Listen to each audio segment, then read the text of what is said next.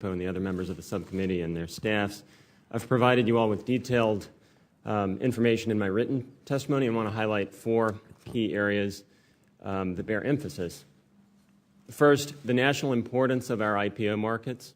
Second, a bedrock principle of our system of federal securities regulation, which is disclosure, not merit regulation. Third, another bedrock principle, which is the concept of materiality in that disclosure. And finally, I want to comment on the nature of risk, reward, and capital formation. So the first point I'd like to make is that IPOs must compete with other forms of capital formation. Emerging growth companies have two alternative paths for providing liquidity to their early stage investors. They can either pursue an IPO or they can pursue a sale of the company.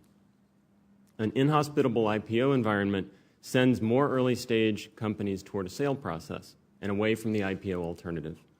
And that's exactly what we've seen in recent years. This matters a lot because IPOs play an important role in fostering innovation and job growth.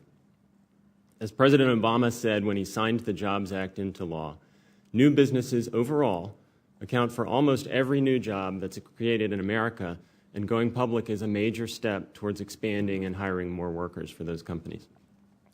The IPO on-ramp in Title I of the Jobs Act is an important step in making it easier to go public while maintaining important investor protections and providing significant cost savings in the IPO process. The second point I'd like to address is what else we can do to help IPOs. We can return to bedrock principles of federal securities regulation. From the beginning, Congress has mandated a disclosure regime rather than merit regulation. My mentor and former partner, John Huber, used a memorable anecdote to contrast disclosure with merit regulation. John is well known for a distinguished career and his distinguished service as director of the SEC's Division of Corporation Finance, a disclosure regulator. But earlier in his career, he had worked for a state securities commission, a merit regulator. His co-workers at that state commission proudly refused to approve the shares of an untested upstart company whose name today everyone in this room would recognize. They had rejected that company's request to sell shares to residents of their state because the CEO's compensation was too high. What was the IPO price, John asked them. Answer, $22 per share. Well, John responded to his colleagues, the stock is now trading at $60 per share, so how exactly did we help investors in our state by preventing them from buying at $22?